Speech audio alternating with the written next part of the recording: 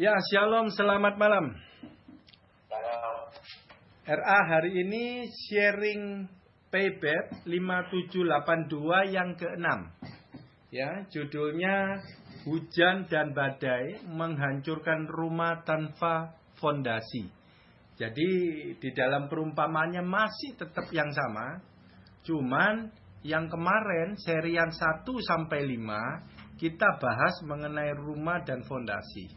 Ya, kali ini Tuhan kasih bahannya pembahasan mengenai badainya. Jadi jangan lupa gitu ya, ada badainya yang menghancurkan rumah tanpa fondasi, gitu ya. Nah, ada 3, hujan, hujan, banjir, angin, gitu ya.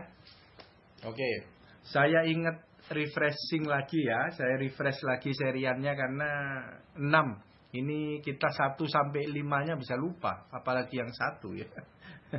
Nah, jadi yang seri pertama itu huruf Paybet, itu di dalam mulut Tuhan ada gambar rumah, gitu ya.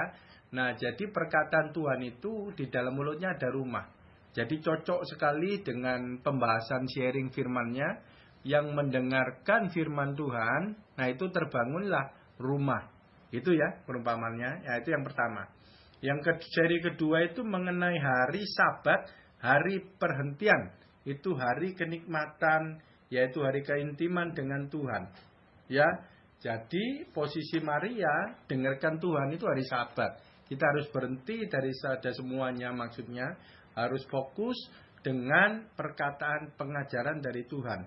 Itu artinya Sabat. Jadi Sabat bukan hari Senin, Selasa atau Sabtu, bukan begitu. Ya, itu hurufianya dulunya, tapi di dalam perjanjian barunya sudah tidak seperti itu maksud Sabat ya. Sabat adalah terus mendengarkan perkataan Tuhan, kita bangun keintiman dengan Tuhan di posisi Maria. Terus yang ketiga itu berbicara mendua hati. Ya, mendua hati itu berarti di dalam pikiran kita ada 2 supplier yang dari hati itu. Ya, hati yang baru, hati yang lama. Bangunan yang baru, bangunan yang lama. Ya, itu tandanya di pikiran kita begitu. Ya. Rumah yang baru berbicara rohani, rumah yang lama berbicara duniawi. Ya, harus salah satu dan harus rumah yang baru yang berdiri, rumah yang lama harus hancur. Ya, detailnya saya juga lupa, ya. Nah, yang keempat, diberkatilah masuk dan keluarmu. Jadi rumah bangunan baru itu menjadi filter. Apa yang masuk, yang kita dengar, kita lihat, itu harus disaring berdasarkan pola pikir yang baru. Kalau ngomong sekarang itu paradigma yang baru.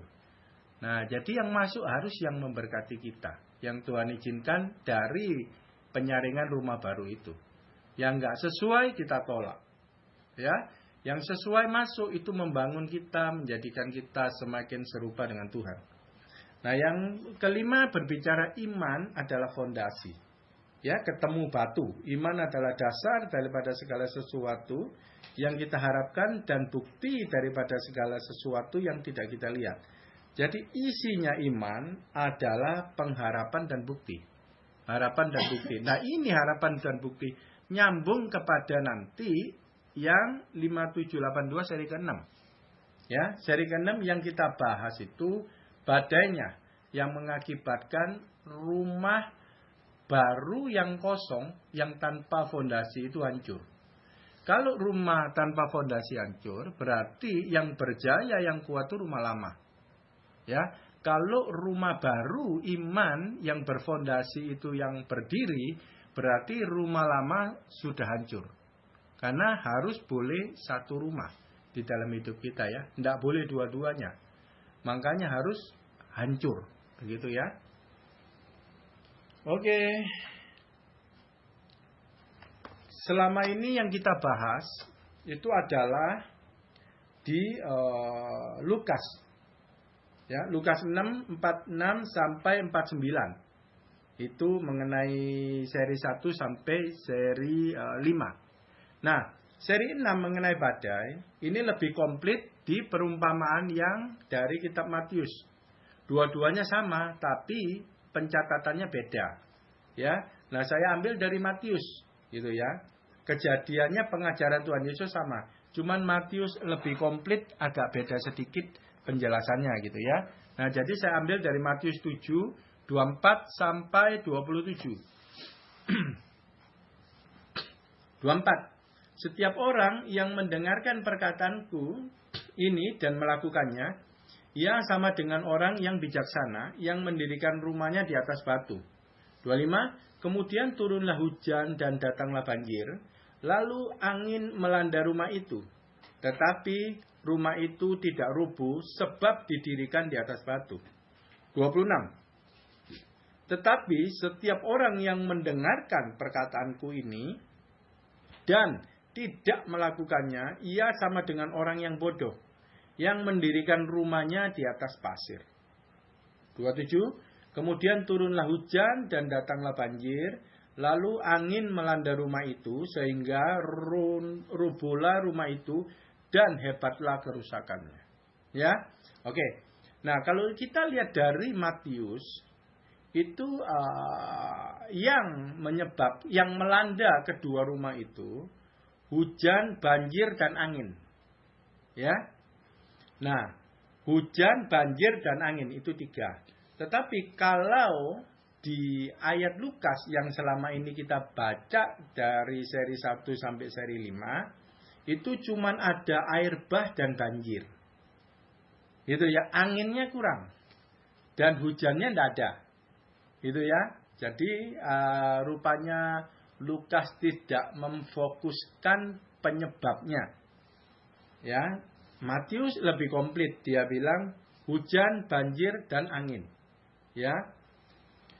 Nah, ini bisa kita lihat, mungkin hujannya itu deras sekali sehingga banjir.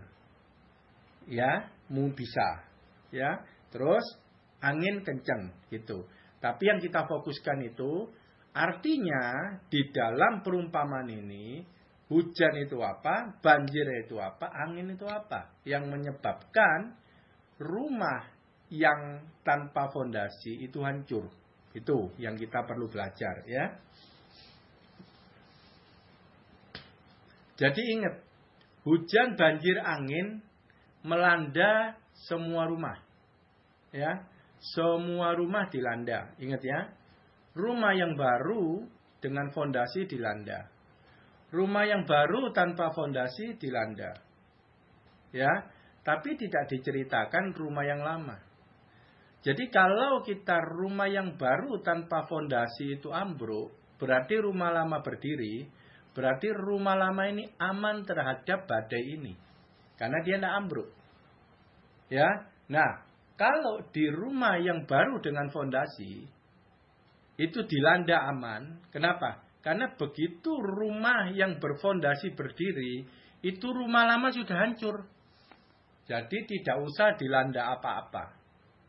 Ya, begitu rumah baru berfondasi, pengertian kita jadi pola pikir, berarti rumah lama otomatis hancur. Karena kita pola pikir lama duniawi, kita tidak pakai lagi. Kita sudah dengan pola pikir baru, paradigma baru, yang dari pikiran Kristus. Firman Rema itu. Ya, ini gambarannya ya. Oke. Sekarang kita baca hujan. Ya. Kita bayangkan ini hujan bisa kecil, bisa deras, dan bisa hujannya itu lama ndak karuan sampai banjir. Tapi kita ndak tahu. Ya, kita ndak tahu karena ndak digambarkan pasti. Yang pasti itu hujan, banjir, angin. Ya. Jadi penyebab banjir itu dari apa ya kita nggak ngerti. Walaupun kemungkinannya hujan. Nah, tapi kita bahas terpisah nih. Karena mempunyai arti masing-masing. Ya, oke. Mengenai hujan sekarang. Kejadian 2 ayat 5 dikatakan gini. Belum ada semak apapun di bumi. Belum timbul tumbuh-tumbuhan apapun di bumi. Sebab Tuhan Allah belum menurunkan hujan ke bumi. Dan belum ada orang yang mengusahakan tanah itu. Ingat. Kenapa tumbuhan itu belum ada? Karena belum ada hujan. Ini pengertiannya positif ya. Kenapa tumbuhan belum ada? Karena belum ada hujan. Jadi Tuhan turunkan hujan baru tumbuhan itu nongol. Dalam arti katanya, hujan itu memberikan kehidupan. Hujan itu memberikan pertumbuhan. Ya. Oke, kita ngomong lagi. Kita lanjut ayatnya. Imamat 26 ayat 4. Maka aku akan memberi kamu hujan pada masanya, sehingga tanah ini memberi hasilnya dan pohon-pohonan di ladangmu akan memberi buahnya. Nah, positif ya, arti hujan. Kamu diberi hujan pada masanya, memberi hasil, bertumbuh. Hasilnya apa? Memberi buah. Tanpa hujan tidak bisa ada pertumbuhan, tidak ada kehidupan, dan tidak ada buah. Apa itu hujan? Ya, dari sini kita udah kelihatan. Hujan adalah perkataan Tuhan Yesus. Perkataan pengajaran Tuhan Yesus, rema wahyu itu hujan. Ya, karena dari perkataan itu kita berbuah. Itu adalah material daripada iman. Manusia hidup bukan dari roti saja, tetapi dari setiap firman yang keluar dari mulut Tuhan. Itu adalah kehidupan mulut Tuhan. Perkataannya, ya, yang membuat hidup kita berbuah, bertumbuh, dan hidup kita membuat hidup. Gitu ya. Nah, jadi ini background kita udah tahu. Karena di ayat ini dimulai, ayat Matius tadi dimulai, setiap orang yang mendengarkan perkataanku ini dan melakukannya. Dimulai dengan mendengarkan perkataanku. Jadi harus ada hujan dulu. Ya. Nah, hujan itu seperti tadi diomong. Tuhan mau menghidupkan, Tuhan mau memberi pertumbuhan. Ya. Oke. Sekarang kita masuk lebih detail, lebih jelas mengenai hujan. Ulangan 32, 1-3. Pasanglah telingamu, hai langit, aku mau berbicara.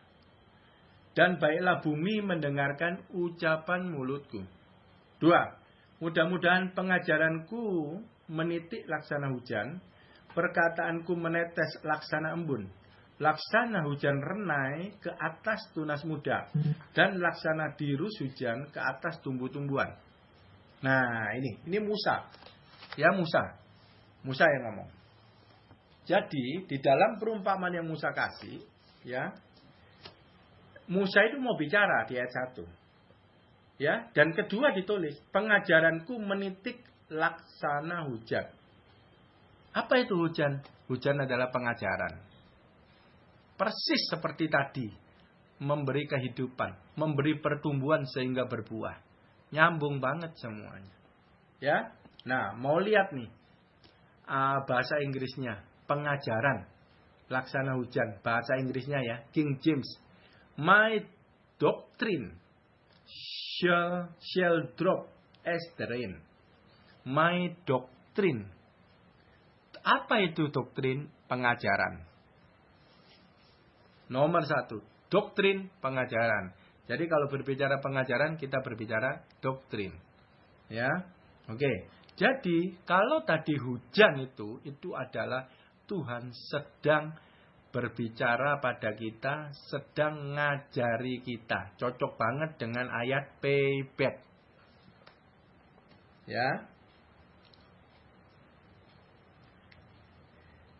Nah, itu Musa ngomong kayak gini. Pasang telingamu, hai langit, aku mau berbicara. Dan baiklah bumi mendengarkan ucapan mulutku. Jadi Musa ngomong itu, pengajarannya itu, ngomong kepada langit dan bumi. Apa maksudnya langit dan bumi kok dia ngomong? Itu ya. Padahal maksudnya kan ngomong kepada siapa yang bertelinga. Tapi dia ngomong langit dan bumi. Dan ini adalah bahasa-bahasa figuratif semua yang ada artinya. Langit adalah dunia yang gak kelihatan, yaitu dunia roh. Bumi adalah dunia jasmani kelihatan. Itu adalah manusia jasmani. Ya. Nah, kalau dia bicara pengajaran Tuhan itu, yang dengar itu dua. Jasmani dan rohani. Alam roh juga kena, alam jasmani juga kena. Ya. Jadi yang tidak berbentuk, tidak kelihatan itu ada. Daripada perkataan roh itu. Itu bermakna dan itu bergerak dan itu taat. Walaupun tidak kelihatan. Ya, itu artinya. Pengajaran daripada doktrin. Ya.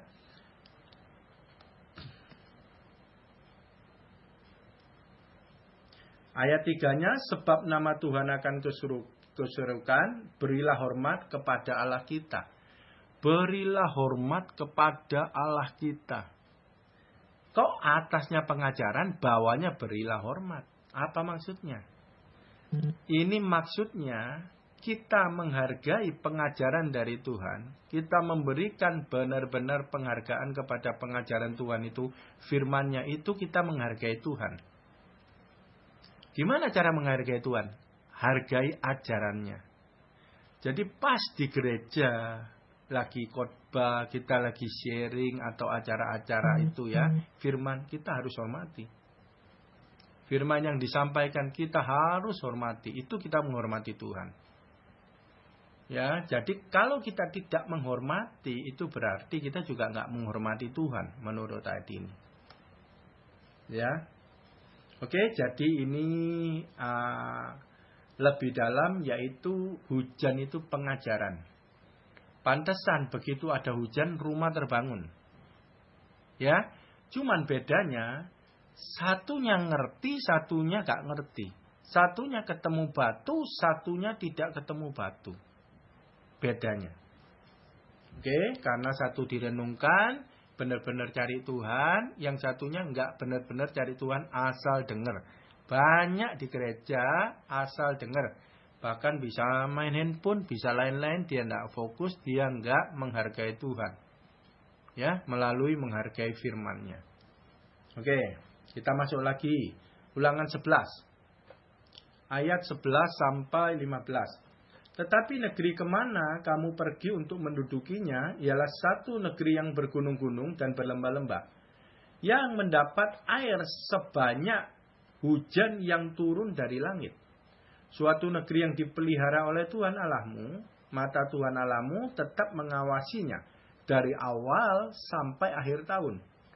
13. Jika kamu dengan sungguh-sungguh mendengarkan perintah yang kusampaikan kepadamu hari ini, sehingga kamu mengasihi Tuhan Allahmu dan beribadah kepadanya dengan segenap hatimu dan dengan segenap jiwamu, maka Ia akan memberikan hujan untuk tanahmu pada masanya, hujan awal dan hujan akhir, sehingga engkau dapat mengumpulkan gandummu, anggurmu dan minyakmu. 15. Dan Dia akan memberi rumput di padangmu untuk hewanmu, sehingga engkau dapat makan dan menjadi kenyang. Ya, ini kita lihat dahsyat ayat 11. Mendapat air hujan yang mendapat air sebanyak hujan yang turun dari langit. Berarti ke volume air hujan itu ditakar sama Tuhan. Ya, ditakar sesuai dengan masing-masing pribadi, ukurannya berapa liternya saya juga nggak tahu, tapi yang jelas ditakar. Nah, itu dikatakan di ayat 12 dipelihara oleh Tuhan. Pertama, pemeliharaan Tuhan itu apa?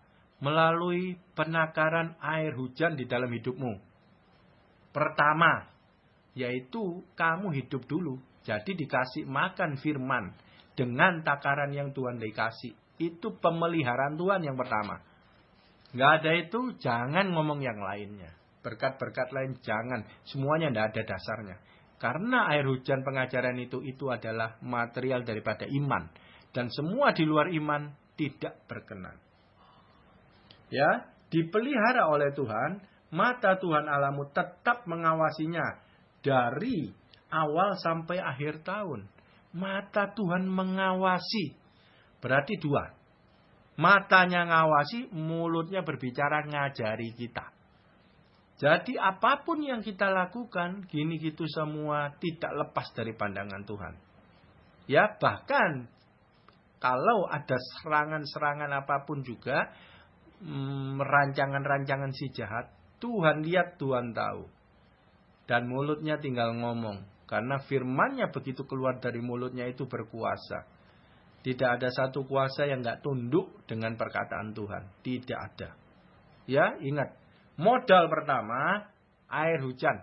Kita harus terima dari Tuhan. Itu pemeliharaan Tuhan dalam hidup kita. Pertama-tama dasarnya itu. Ya.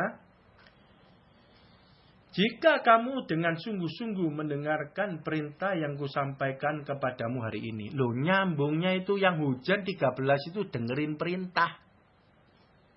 Iman itu isinya pengharapan dan bukti. Nah, bukti itu adalah berbuah, menjalankan perintah Tuhan. Ya, hujan itu ada sangkut pautnya dengan pengajaran Tuhan, perintah Tuhan yang harus dilakukan. Itu pemeliharaan Tuhan. Bukan kita itu dipelihara Tuhan pasif, tidak. Iman itu aktif, dipelihara Tuhan tandanya itu kita aktif. Ya, mendengarkan perintah dan melakukan. Jadi setiap harinya aktif mencetak bukti-bukti kepemilikan janji di seri 5 kemarin. Ya. 14. Maka ia akan memberi hujan untuk tanahmu pada masanya. Tadi perintah, sekarang ngomong memberi hujan di masanya, ya. Sama kan? Perkataan Tuhan itu hujan. Dari awal sampai dari akhir. Sehingga engkau mendapat gandummu, anggurmu, minyakmu. Ya, ini mengenai bisnis, sukacita, urapan dan lain-lain itu turun semua. Pertumbuhan semua turun, ya. 15, dan dia akan memberi rumput di padangmu untuk hewanmu. Ini bisnis. Tuhan yang memberi pertumbuhan rumput untuk hewanmu, ya, sehingga engkau dapat makan dan menjadi kenyang. Ya, makan dan menjadi kenyang, bukan kekenyangan. Nah, sekarang repot kalau makan nenek-nenek kekenyangan, makanya kita semua perutnya gede-gede mesti diet nih. Kekenyangan. Nah, itu nggak boleh juga itu ya, kekenyangan ya. Kenyang cukup. Nah, oke. Itu penjelasan-penjelasan aja ya, biar kita tidak salah. Setiap apapun ada dasar firman-Nya. 2 Samuel 23 ayat 4. Ia bersinar seperti fajar di waktu pagi. Pagi yang tidak berawan. Yang sesudah hujan membuat berkilau rumput muda di tanah. Membuat berkilau. Siapa yang berkilau? Anak-anak Tuhan yang sudah menerima hujan dari Tuhan. Itu berkilau. Kalau saya lihat itu mukanya bercahaya, teman. Ada ya, teman-teman. Kita lihat ada orang mukanya suram banget ya. Kayak nggak ada cahaya ya. Nah, saya baca ayat ini, saya jadi ingat. Oh iya, anak-anak Tuhan kalau dilihat itu mukanya bercahaya tuh. Ya, kalau orang dunia itu lagi ribut mukanya itu glowing. Ah, mungkin maksudnya itu ya. Semua lagi ke salon, semua lagi glowing. Ternyata kena air hujan dari Tuhan glowing juga.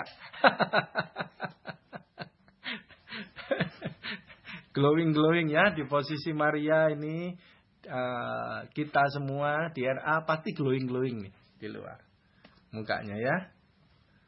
Oke. Ulangan 28 ayat 12. Tuhan akan membuka bagimu perbendaharanya yang melimpah, yakni langit, dan memberi hujan bagi tanahmu pada masanya dan memberkati segala pekerjaanmu. Sehingga engkau memberi pinjaman kepada banyak bangsa, tetapi engkau sendiri tidak meminta pinjaman. Nah, perbendaharaannya yang melimpah, ini jasmani dan rohani, kelimpahan ya, yakni langit, untuk memberi hujan pada tanahmu. Jadi hujannya itu asalnya dari gudang perbendaharaannya surga. Dibuka, turun. Ya, itu yang kena ke kita. Jadi hujan adalah juga hujan berkat. Berkat jasmani dan berkat rohani. Tetapi ini penekanannya kepada jasmani. Kenapa? Memberkati segala pekerjaanmu, jasmani. Sehingga engkau memberi pinjaman, jasmani. Karena apa? Karena ada hujan itu. Kepada banyak bangsa. Ya, banyak bangsa. Berarti banyak minjaminnya, bukan sedikit. Tetapi engkau sendiri tidak meminta pinjaman. Kenapa? Cukup kita. Ya, cukup kita, tapi kita bisa memberi pinjaman. Nah, sekarang pertanyaannya. Kalau kita orang bisa memberi pinjaman, berarti ada dana yang nggak kepake, bukan? Nah, kalau dana nggak kepake, itu tabungan, bukan? Nah, kalau itu tabungan, berarti anak-anak Tuhan harus punya tabungan nggak? Nah, ini ayat tabungan ini teman saya dapat rema. Berarti anak Tuhan harus menyisihkan tabungan. Kalau nggak ada tabungan, itu tidak alkitabiah. Ya, dari ayat ini. Ingat ya, yang nggak punya tabungan mulai ya. Bukan besar, bukan kecil, tapi ada. Karena kita harus menggenapi daripada firman. Itu tandanya kita dihujani oleh Tuhan. Ya. Oke, terus 1 Raja-Raja 8 ayat 35. Apabila langit tertutup sehingga tidak ada hujan, sebab mereka berdosa kepadamu. Lalu mereka berdoa di tempat ini dan mengakui namamu dan mereka berbalik dari dosanya. Sebab engkau telah menindas mereka. Nggak ada hujan itu cilaka. Itu ceritanya langit tertutup. Karena orang itu berdosa. Jadi kalau berlama-lama menikmati dosa itu namanya langit tertutup. Nggak ada hujan. Kita udah dengar tadi hujan itu segitu banyak.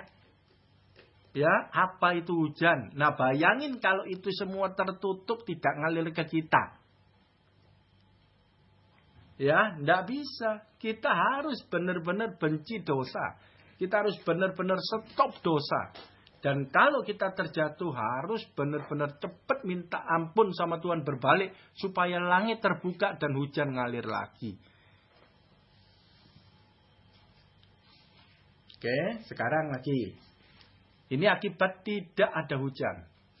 Ulangan 11, 17-20. Jika demikian, maka akan bangkitlah murka Tuhan terhadap kamu. Dan ia akan menutup langit. Sehingga tidak ada hujan dan tanah tidak mengeluarkan hasil. Lalu kamu lenyap dengan cepat dari negeri yang baik yang diberikan Tuhan kepadamu. Diberikan negeri yang baik. Tapi kalau Tuhan nggak nurunkan hujan, negeri itu tidak bisa menghasilkan buat kita. Ada pekerjaan yang baik, yang bagus. Tapi kalau Tuhan nggak nurunin hujan ke kita, itu pekerjaan tidak menghasilkan. 18. Tetapi kamu harus menaruh perkataanku ini di dalam hati dan dalam jiwamu. Kamu harus mengikatnya sebagai tanda pada tanganmu. Dan haruslah itu menjadi lambang di dahimu. 18. Tadi ngomong hujan. Sekarang kok ngomong kamu harus menaruh perkataanku di dalam hatimu dan jiwamu. Apa hubungannya hujan sama perkataan Tuhan? Sekarang kita ngerti. Hujan itu tadi itu pengajaran. Pengajaran itu adalah perkataan Tuhan. Itu harus dimasukkan hati dan jiwa. Caranya gimana? Ini perjanjian lama belum dijelasin. Perjanjian baru kita ngerti. Gimana? Merenungkan firman itu siang dan malam di posisi Maria. Masuk di hati, merubah pola pikir, yaitu jiwa pikiran. Ya loh? Anggur baru masuk di hati, rema perkataan Tuhan. Dan direnungkan, nyampe ke pikiran. Di jiwa itu terjadi perubahan. Rumah baru berfondasi itu terbangun. Itu caranya menaruhkan firman Tuhan di dalam hidup kita. Menjadi permanen. Kita di dalam dia, dia di dalam kita. Nah, kamu harus mengikatnya sebagai tanda pada tanganmu. Ini perjanjian lama. Firman itu tanda di tangan. Apa tanda kita itu dapat siraman hujan? Bahwa firman itu sudah menyatu dengan kita di hati dan jiwa kita, pikiran kita. Ada di tangan. Apa lambang tangan? Perbuatan.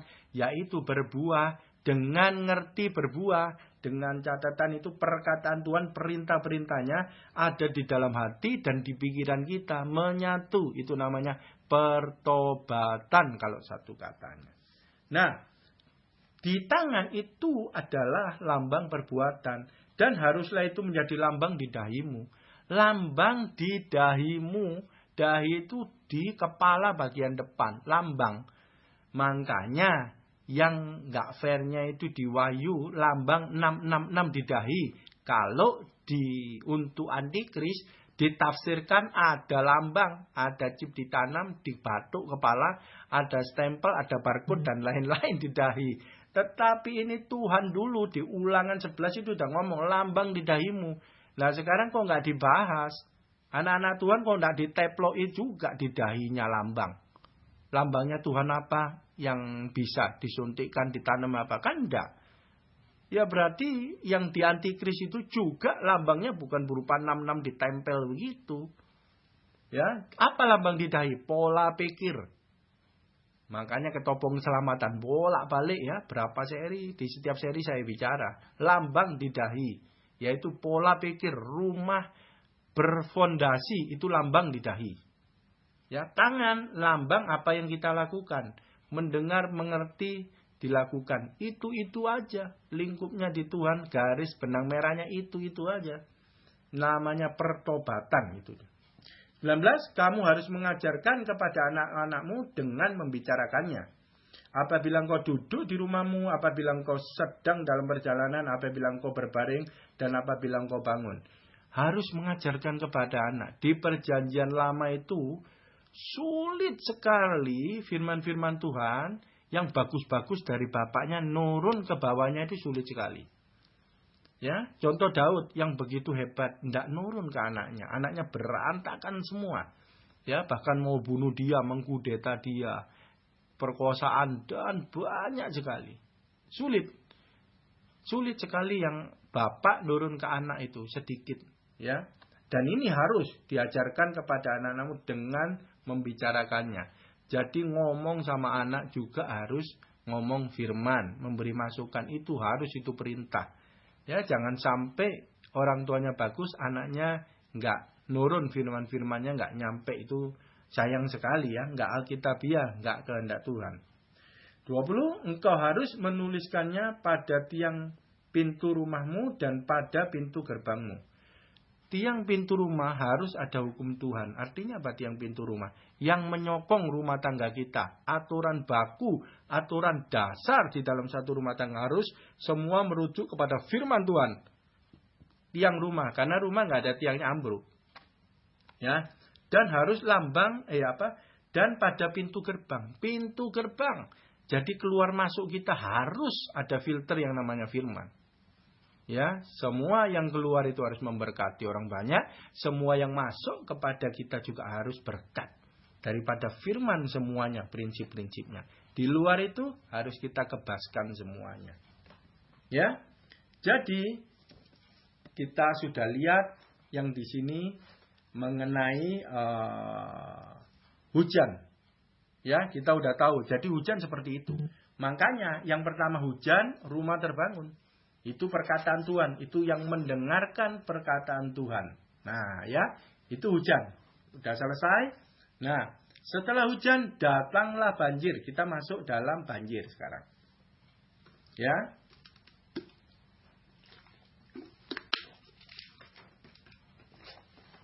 Sekali lagi. Semua rumah dilanda oleh banjir ya. Ayub 14 ayat 19 sampai 22. 19 ya.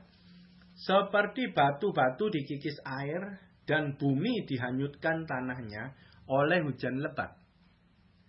Demikianlah kau hancurkan harapan manusia.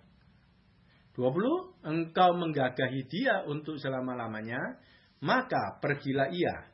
Engkau mengubah wajahnya dan menyuruh dia pergi. 21. Anak-anaknya menjadi mulia, tetapi ia tidak tahu. Atau mereka menjadi hina, tetapi ia tidak menyadarinya. 22. Hanya tubuhnya membuat dirinya menderita.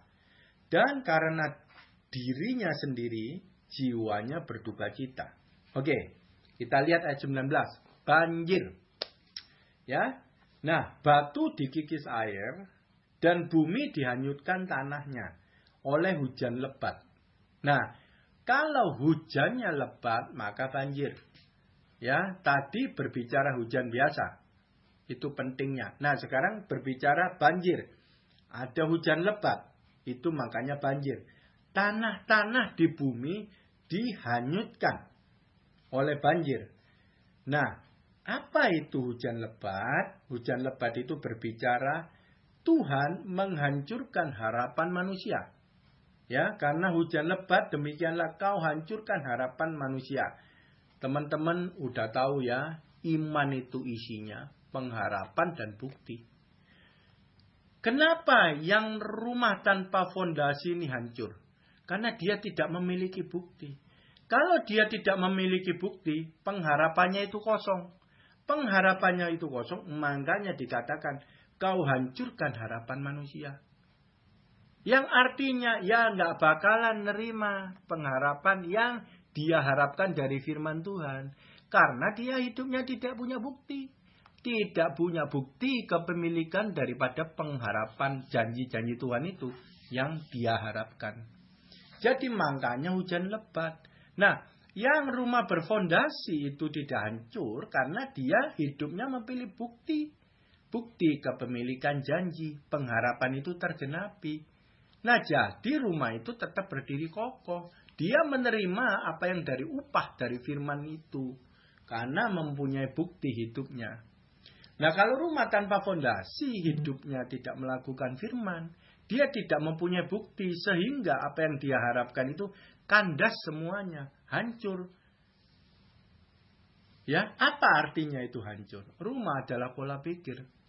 Jadi pola pikir kerohaniannya itu yang selama ini dengar firman gak ngerti. Itu hancur lebur total. Yang artinya dia tetap berjalan dengan rumah lama. Pikiran duniawi dia. Banyak orang Kristen seperti itu. Dan dia itu di dalam kebimbangan. Karena dua rumah terbangun. Orang bimbang jangan mengira yang dapat sesuatu dari Tuhan. Dari dunia bisa dapat. Dari mana-mana lainnya bisa dapat. Tapi dari Tuhan jangan kira. Makanya hujan lebat berbicara hancurnya pola pikir yang orang Kristen itu nggak ngerti firman. Yang hidupnya nggak melakukan firman. Udah pasti. Tidak berbuah. Tidak mempunyai bukti. Ya. 20. Engkau menggagai dia selama-lamanya, maka pergilah dia, engkau mengubah wajahnya dan menyuruh dia pergi. Rupanya wajahnya itu kelihatan ya. Orang yang pola pikirnya yang rumah tanpa fondasi. Ya, mengubah wajahnya. Mungkin yang tadi itu kena hujan berkilauan, mungkin yang ini nggak berkilauan, mungkin kali ya. Teman-teman. Tapi yang jelas dari wajahnya itu kelihatan. Alkitab ngomong ya. Ya kita mulai lihat-lihat. Saya juga tidak tahu nih ya. Nah. Jadi banjir itu berbicara menghancurkan pengharapan rumah tanpa pondasi. Jadi orang itu tahu firman tapi tidak ngerti sehingga dia nggak melakukan. Jadi semua janji-janji firman pengharapannya tidak digenapi. Ya. Nah terus yang anak-anaknya menjadi mulia saya nggak bahas. Yang dua-dua. Hanya tubuhnya membuat dirinya menderita. Tubuhnya membuat dirinya menderita. Ya tubuhnya itu ya perbuatan dia itu membuat dirinya menderita. Karena yang dia hidupnya dikendalikan oleh pikiran lama, pola lama, keduniawian itu. Jadi ya tubuhnya yang membuat itu semua, membuat dianya masuk di dalam penderitaan yang Tuhan tidak sediakan. Ya. Dan karena dirinya sendiri jiwanya berduka cita. Ya, masuk penderitaan itu jadi jiwanya berduka cita.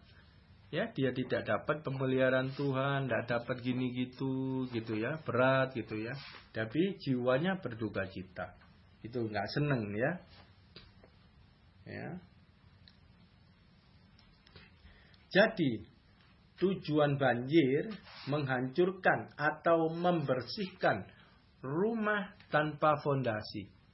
Karena Tuhan tidak mau kita hanya dengar-dengaran firman tanpa mau menyelidiki, tanpa mau merenungkan firman, tanpa mau benar-benar cari kehendak Tuhan di dalam firman itu apa. Tuhan nggak mau. Tuhan maunya benar-benar kita kejar dia, kita selidiki dia, pengenalan akan Tuhan, benar-benar kita cari, renungkan firman itu siang dan malam. Itu yang Tuhan maui di posisi Maria. Ya, jadi saya ulang, begitu rumah baru berfondasi itu terbangun, otomatis rumah lama hancur. Tetapi kalau rumah tanpa fondasi itu terbangun, rumah lama masih ada kuat, kokoh. Ada 2 rumah. Itu kebimbangan. Yang bisa mengusir kebimbangan hanya pengertian firman dari Tuhan. Begitu ngerti, rumah itu berfondasi, rumah lama hancur. Tetapi kalau nggak ngerti, rumah tanpa fondasi terbangun, rumah lama masih berdiri kokoh. Ya, jadi dia asal-asalan aja ikut Tuhan. Oke, kita langsung Ibrani 12, 25 sampai 29.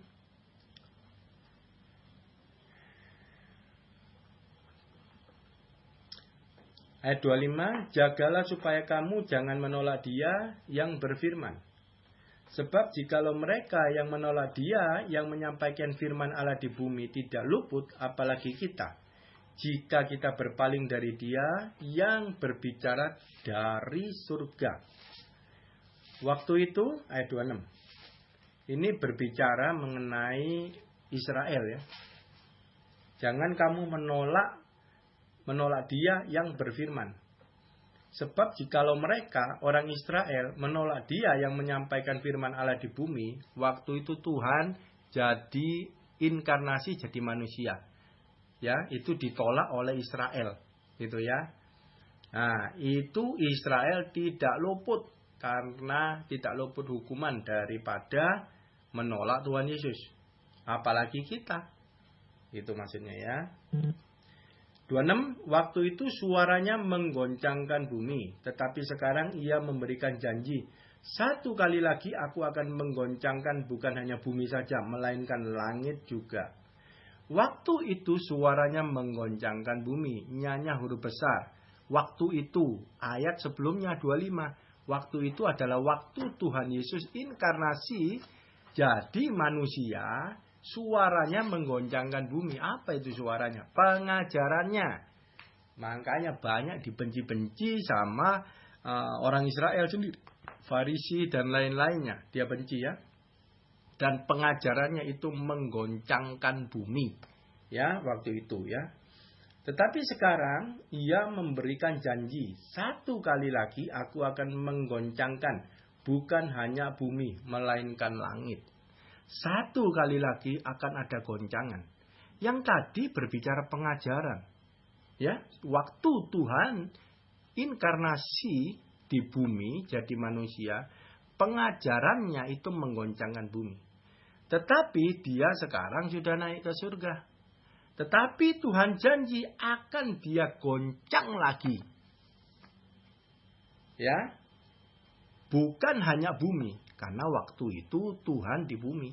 Sekarang Tuhan di surga. Dia mau goncang bukan hanya di bumi. Tetapi di langit juga. Ya, ini berbicara pengajaran. Dan dia berjanji dan pasti digenapi. Ya, sekarang kita belajar 27, penting sekali. Ungkapan 1 kali lagi yang dia janjikan ya. Apa itu 1 kali lagi maksudnya? Menunjuk kepada perubahan. Ya, jadi bukan kuantiti 1 kali, bukan maksudnya itu ya. Maksudnya dia mau ada perubahan. Menunjuk kepada perubahan pada apa yang dapat digoncangkan. Karena ia dijadikan supaya tinggal tetap apa yang tidak tergoncangkan. Nah, maksudnya satu kali lagi itu berlaku kepada setiap anak-anak Tuhan di dalam hidup kita. Ini bukan berbicara kuantitas satu kali tok, tidak ada kedua, bukan. Ini berbicara Tuhan mau mengadakan perubahan pada apa yang dapat digoncangkan. Jadi ini proyek planning persatuan. Apa di dalammu yang dapat digoncang, Tuhan mau habisi. Tuhan mau bikin perubahan. Nyambung banget, yang dapat digoncangkan adalah rumah tanpa fondasi. Jadi Tuhan emang sudah planning. Akan ada goncangan. Dia mau menghancurkan apa yang bisa digoncangkan. Dengan kata lain, Tuhan mau menghancurkan bangunan rumah tanpa fondasi. Kenapa? Karena dia mau bangun rumah yang baru berfondasi. Karena lahannya cuma satu. Jadi rumah tanpa fondasi harus dihancurkan supaya terbangun rumah fondasi yang benar.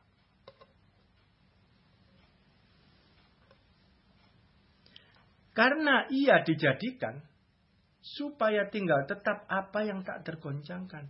Ia dijadikan sesuatu itu yang Tuhan jadikan. Supaya rumah berfondasi itu tinggal tetap tidak tergoncangkan. Itu jadi kesaksian buat dunia. Bahwa rumah berfondasi itu pemenangnya. Itu yang tidak tergoncangkan. Yaitu kerajaan Tuhan. Pengajaran Tuhan, firman Tuhan, karakter Tuhan, dan itu pribadi Tuhan Yesus sendiri. Jadi satu kali lagi itu tidak ada batasannya. Selama yang digoncangkan itu ada di dalam kita, mau dibersihkan Tuhan satu persatu. Seumur hidup ya. 28 lihat. Jadi karena kita menerima kerajaan yang tidak tergoncangkan, marilah kita mengucap syukur dan beribadah kepada Allah menurut cara yang berkenan kepadanya dengan hormat dan takut. Menerima kerajaan yang tak tergoncangkan. Kita bingung nih, kerajaan Allah apa sih kerajaan Allah? Ya toh? Nah ini hari ini kita tahu kerajaan Allah yang tak tergoncangkan. Apa kerajaan Allah? Tak tergoncangkan itu rumah berfondasi. Apa itu kerajaan Allah? Itu kita sudah terima. Adalah pola pikir yang baru. Ngerti firman, paradigma yang baru. Itu kerajaan Allah yang kita terima. Jadi banyak yang di Alkitab ngomong yang ngusir setan ya. Berbahagialah bukan karena setan itu keluar. Tapi kerajaan Allah sudah datang. Nah maksudnya kerajaan Allah, iya begitu. Sistem kerajaan, hukum kerajaan itu sudah datang, sudah permanen di dalam hidup kita. Oleh perubahan pikiran, paradigma yang baru, rumah berfondasi, pengertian itu. Sehingga kita adalah anak-anak Tuhan, hamba-hamba Tuhan, hamba-hamba Allah yang melakukan hukum-hukum Tuhan di bumi. Anak-anak kerajaan yang ngerti hukum-hukum kerajaan Tuhan. Yang tidak tergoncangkan sampai selama-lamanya.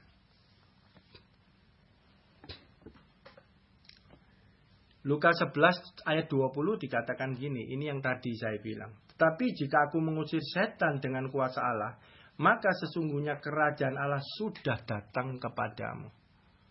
Setan tidak takut kita, tapi takut dengan kerajaan Allah di dalam kita. Apa itu? Setan takut sama rumah berfondasi. Setan takut dengan orang Kristen yang ngerti firman. Setan takut kepada orang Kristen yang hidupnya berbuah, mempunyai banyak bukti. Dia takluk kepada kita karena di dalam kita ada Tuhan. Permanen kita menyatu. Oke, itu berbicara banjir sudah selesai. Ya.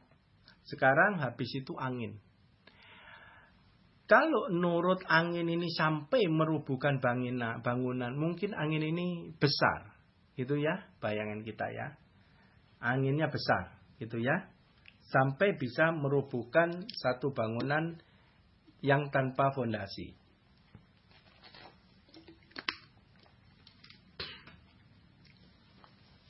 Efesus 4 ayat 14, kita berbicara mengenai angin.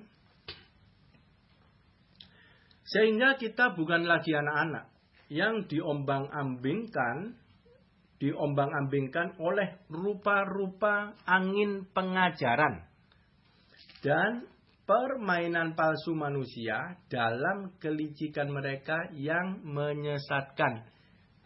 Udah gampang. Angin itu mendorong, angin itu menyedot ke suatu arah yang angin itu kehendaki. Adalah rupa-rupa angin pengajaran. Kita menjadi ragu-ragu. Kita begitu dengar pengajaran di luar selain Tuhan Yesus. Dan itu ada di dalam gereja. Itu kalau rumah kita tanpa fondasi, begitu dengar kita ikut tersesat. Itu angin.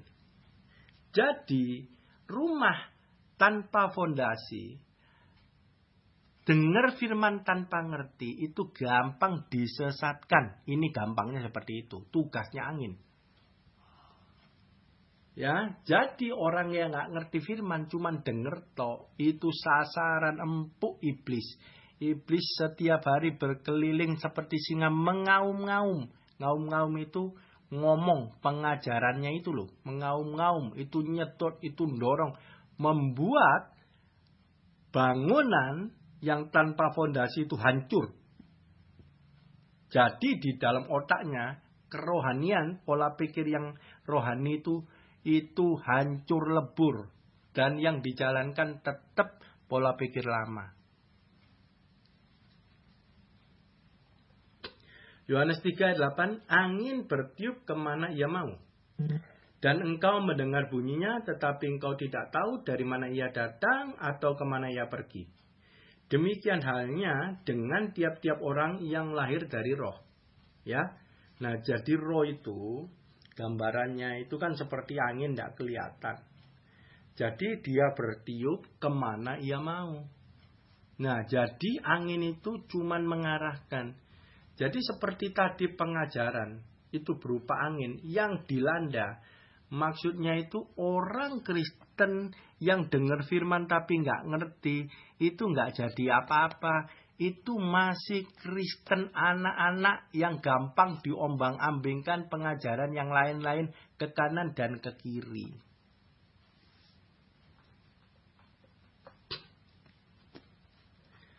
Mazmur 107 ayat 25-30.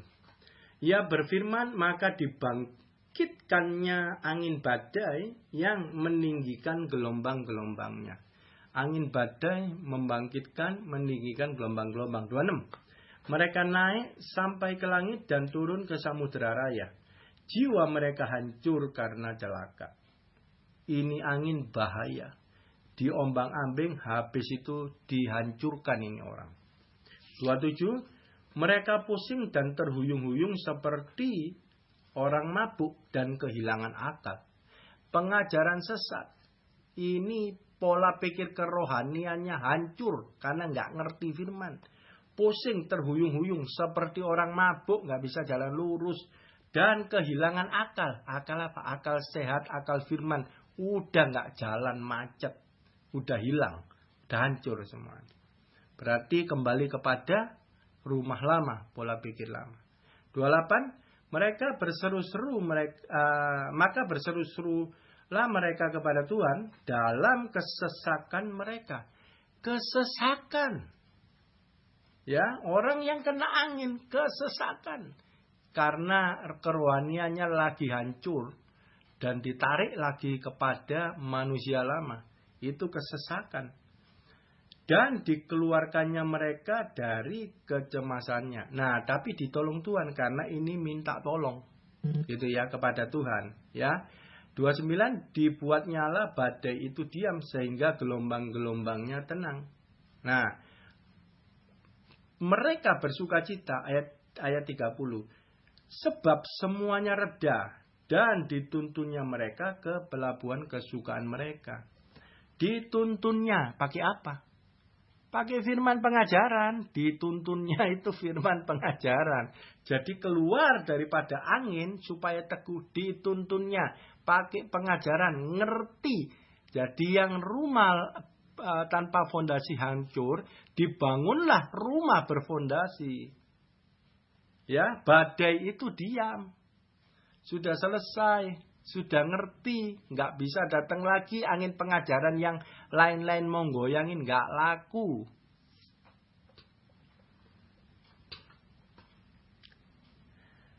Matius 11 ayat 7, setelah murid-murid Yohanes pergi, mulailah Yesus berbicara kepada orang banyak itu tentang Yohanes. Untuk apakah kamu pergi ke padang gurun, melihat bulu-bulu yang digoyahkan angin kian kemari. Nah, saya ngomongnya orang yang dengar firman tapi nggak ngerti, yang bangunan rumah tanpa fondasi itu Kristen bulu, yang gampang ditiup angin kian kemari. Ya, apa yang dia dengar ke kanan, ke kiri karena dia tidak ngerti firman. Pola pikirnya tidak ada dasar, tidak ada fondasi. Jadi capek ikut Tuhannya.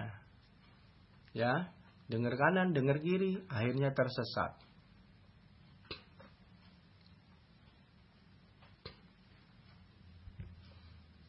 Sebentar ya.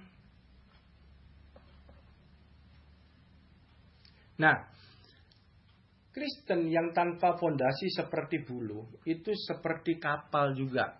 Ini bayangannya ya. Di Matius 8 itu gini. Yesus naik perahu ya waktu itu ya.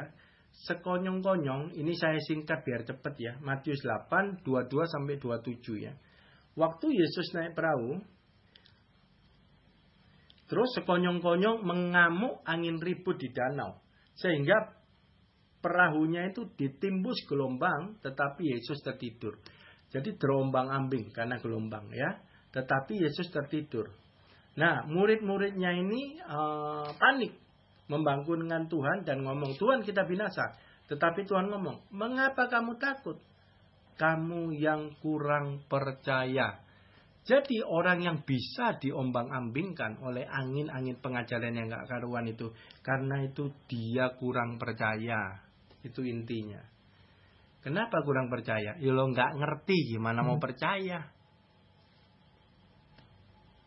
Ya. Kalau di Lukas dengan kejadian yang sama lebih jelas. Lukas 8 ayat 25 katakan gini. Tuhan ngomong, di manakah kepercayaanmu? Itu di Lukas 8:25. Wah, Tuhan ngomong, kalau kamu kena angin, kamu nurutin kanan, nurutin kiri, gini gitu ya, terombang-ambing hidupmu, nggak karuan semua ya, balik jadi manusia duniawi tapi Kristen. Tuhan ngomong, di manakah kepercayaanmu? Tuhan ngomong percaya itu beda loh sama yang di pikiran kita. Percaya asal ngomong, buka mulut doang. Oke? Sekarang angin yang terakhir. Yeremia 5, 11-14. Sebab kaum Israel adalah kaum Yehuda yang telah sungguh-sungguh berlaku tidak setia terhadap aku. Demikianlah firman Tuhan. 12. Mereka memungkiri Tuhan dan berkata, dia tidak berbuat apa-apa. Malah petaka tidak akan menimpa kita. Perang dan kelaparan tidak akan kita alami. 13. Para nabi akan menjadi angin. Firman Tuhan tidak ada pada mereka. 14. Sebab itu begitulah firman Tuhan semesta alam. Oleh karena mereka berkata seperti itu, maka beginilah akan terjadi kepada mereka. Sesungguhnya aku akan membuat perkataan-perkataanku menjadi api di dalam mulutnya, di dalam mulutmu. Dan bangsa ini akan menjadi kayu bakar. Maka api akan memakan habis mereka. Jadi gini, ini nabi palsu. Ini sebenarnya nabi, tapi karena nabi itu memungkiri Tuhan. Jadi ngomong Tuhan itu gak berbuat apa-apa. Jadi orang yang gak setia itu gak apa-apa lah. Gak ada malapetaka, gak ada perang, gak ada kelaparan. Tuhan itu baik, bukan malah diperingati. Makanya nabi itu menjadi angin. Artinya apa? Perkataannya itu kosong. Tidak ada firman Tuhan. Ya, para nabi akan menjadi angin, firman Tuhan tidak ada pada mereka. Jadi nabi yang memungkiri Tuhan itu adalah nabi angin. Ya. Dan nabi angin ini berbahaya. Karena nanti perkataan-perkataan Tuhan itu benar-benar Tuhan ngomong dijadikan api yang menghanguskan, yang membakar. Justru akan berbalik kepada orang Israel sendiri yang akan kena daripada penghukuman Tuhan. Ya. Oke. Lebih cepat lagi Hosea 8 ayat 1 sampai 7. Tiuplah sangkakala serangan laksana Raja Wali atas rumah Tuhan. Oleh karena mereka telah melangkai perjanjianku dan telah mendurhaka terhadap pengajaranku. Serangan laksana Raja Wali atas rumah Tuhan. Rumah Tuhan, Tuhan izinkan ada serangan. Karena melangkai perjanjian Tuhan dan mendurhaka terhadap pengajaran Tuhan. Ya. Kepadaku mereka berseru, ya Allah kami Israel mengenal Engkau. Israel telah menolak yang baik, biarlah musuh mengejar dia.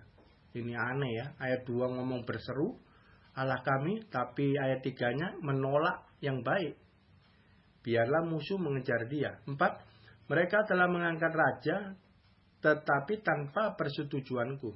Mereka mengangkat pemuka. Dulu nggak ada raja, adanya hakim.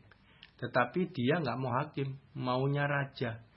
Dia ngotot kepada Samuel, minta raja, yaitu Raja Saul. Tanpa minta persetujuan Tuhan. Berarti umat Israel menolak Tuhan. Ini ya, marah Tuhan. Mereka mengangkat pemuka, tetapi dengan tidak setahuku dari emas dan perak mereka membuat berhala-berhala bagi dirinya sehingga mereka dilenyapkan. Aku menolak anak lembumu hai Samaria, mukaku menyala terhadap mereka. Sampai berapa lama tidak dapat disucikan. 6. Orang-orang Israel itu dibuat oleh tukang dan itu bukan Allah. Sungguh akan menjadi serpi anak lembu Samaria. Nah ini ayat 7. Sebab mereka menabur angin, maka mereka akan menuai puting beliung. Gandum yang belum menguning tidak ada pada mereka. Tumbuh-tumbuhan itu tidak menghasilkan tepung. Dan jika memberi hasil, maka orang lain akan menelannya. Menabur angin, menuai puting beliung. Menabur angin itu dari mulut orang yang tadi itu loh. Ya, yang melangkai perjanjian Tuhan dan mendurhakakan pengajaran Tuhan. Jadi mulutnya orang ini menabur angin itu, jadi mulutnya itu yang keluar itu perkataan sia-sia yang melangkai perjanjian Tuhan. Dan yang tidak mengajarkan pengajaran Tuhan, malah sebaiknya penyesatan. Nah dia ini yang akan menuai badai. Ya nabi-nabi palsu tadi ya. Oke.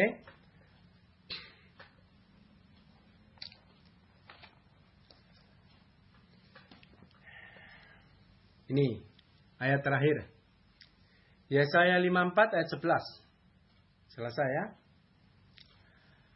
Hai yang tertindas, yang dilanggar angin badai, yang tidak dihiburkan. Sesungguhnya aku akan meletakkan alasmu dari batu hitam dan dasar-dasarmu dari batu nilam. Nah ini, siapa yang kena angin badai? Yang tadi dikatakan ya, yang tidak dihiburkan. Karena tujuannya emang menghancurkan rumah tanpa fondasi. Ya, ini ditulis. Sesungguhnya aku akan meletakkan alasmu dari batu hitam dan dasar-dasarmu dari batu nilam. Meletakkan alasmu atau dasar-dasarmu, bahasa Inggrisnya foundation. Jadi sengaja itu ada badai Tuhan izinkan untuk menghancurkan bangunan rumah tanpa fondasi. Karena di sana Tuhan mau bikin rumah berfondasi. Mau bikin fondasi baru di dalam kehidupanmu. Itu tujuan badai tadi, angin itu tadi.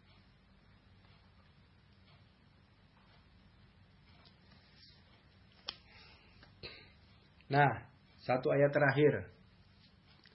Kejadian 3 ayat 15. Ini sudah dinubuatkan Tuhan. Penghancuran rumah lama. Kejadian 3 ayat 15. Di awal kejatuhan manusia. Aku akan mengadakan permusuhan antara engkau dan perempuan ini. Antara keturunanmu dengan keturunannya. Keturunannya akan meremukkan kepalamu. Dan engkau akan meremukkan tumitnya. Saya fokus kepada keturunannya akan meremukkan kepalamu.